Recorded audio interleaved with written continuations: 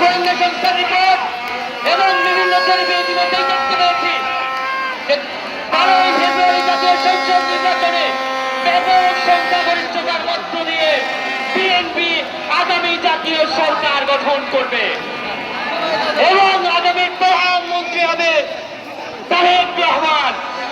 তাই বাংলাদেশকে বলতে চাই, আপনারা আপনাদের ভোট কেউ নষ্ট করবেন না। এখানে বিএনপিকে জয়যুক্ত করুন এবং এলাকার উন্নয়নে আমরা চাই এই বাগমারায় রাস্তাঘাট, মসজিদ, মাদ্রাসা, স্কুল, কলেজের উন্নয়নে কাজ হোক। কোন স্কুলের বিল্ডিং এর ইট বাড়ি খসে পড়বে না।